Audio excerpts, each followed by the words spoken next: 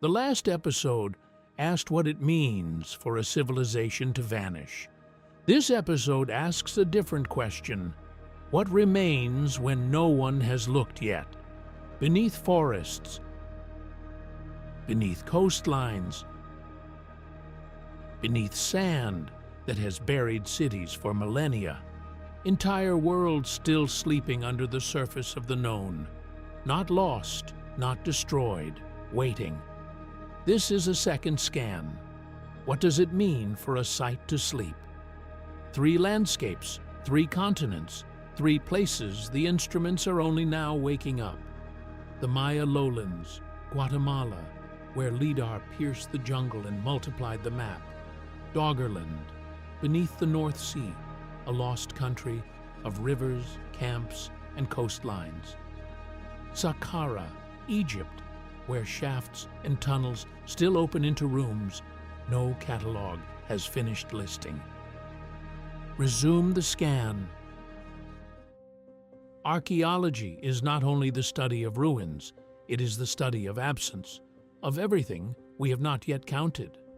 For most of the 20th century, the map of the ancient world was drawn from what protruded above ground: stone that refused to be buried, mounds that refused to be ignored, texts that survived in desert dryness or royal libraries. Everything else was inference. Consider how much of the human past lies below the tree line, below alluvial soil, below the sediment of rivers that moved, coasts that rose, and seas that advanced. A sleeping site is not a myth. It is a coordinate waiting for a method. In the 21st century, the methods arrived. Airborne LiDAR strips away forest canopy and software, measuring the ground surface with laser pulses fired from aircraft. Each return becomes a point. Millions of points become terrain. Terrain becomes architecture. In 2018, the PACUNAM LiDAR initiative mapped more than 2,000 square kilometers of the Maya Biosphere Reserve in Guatemala. The jungle from above looked impenetrable. The data underneath looked like a city. Tens of thousands of structures, houses, terraces, fortifications, causeways, appearing in hours where ground survey would have taken decades. This was not science fiction, it was inventory. And Guatemala was not alone. From the Amazon to the North Sea, from the Nile floodplain to the floors of drowned valleys, researchers are realizing that our catalog of the past may be not half written, but half sleeping. The question is no longer whether more sites exist. The question is how many and what they change about the story we thought we knew.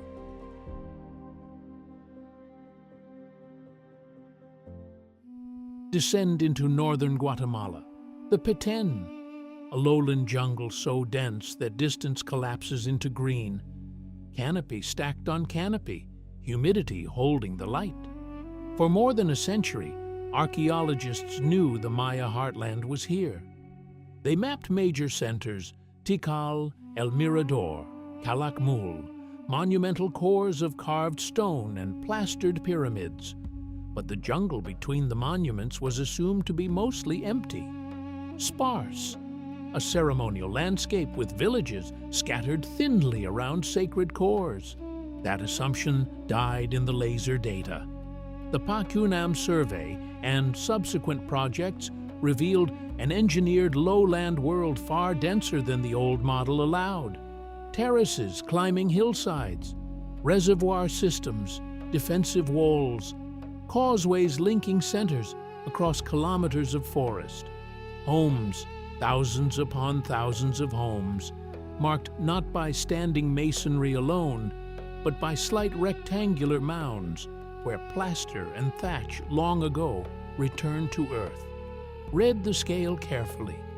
Researchers associated with the initiative reported on the order of 60,000 previously unrecognized structures within the mapped zones.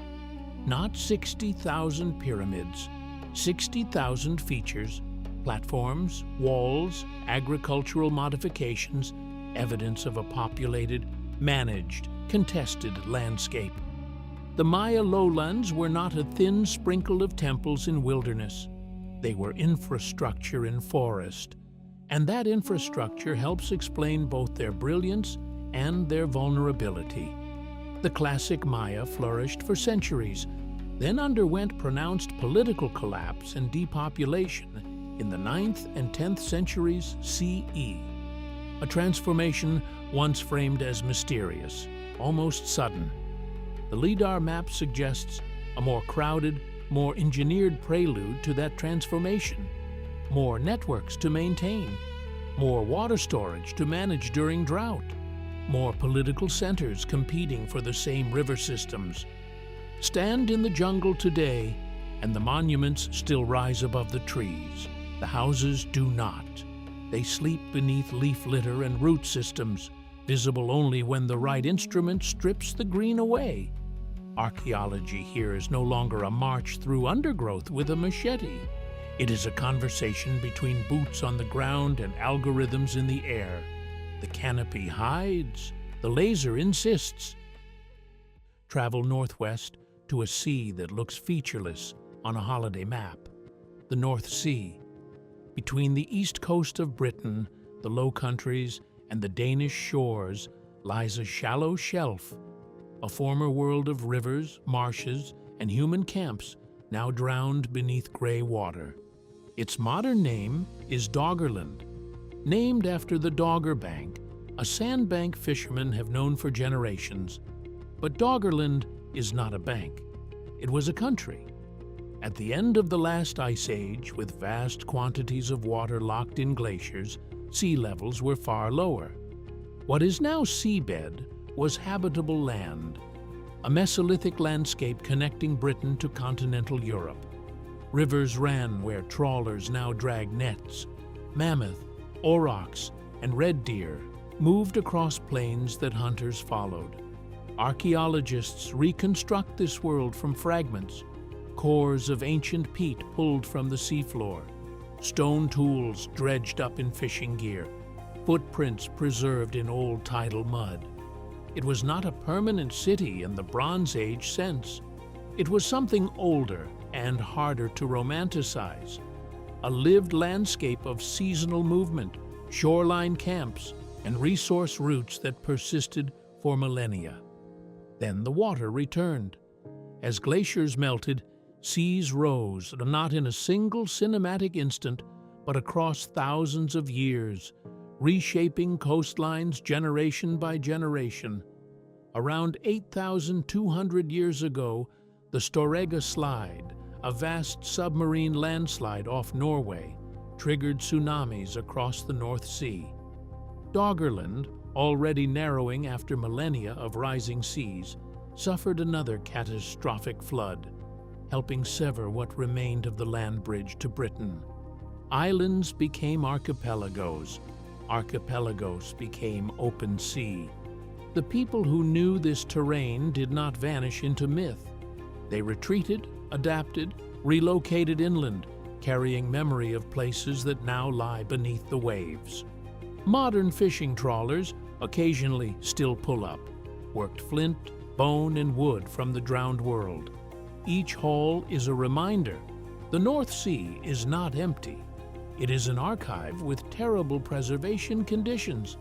Unlike Guatemala, you cannot fly LiDAR over a seabed from a jungle aircraft, but sonar, coring, and modeling rebuild the map anyway. Contour by contour, river channel by river channel. Doggerland sleeps in a different medium, not under leaves, under salt water, and its lesson is coastal.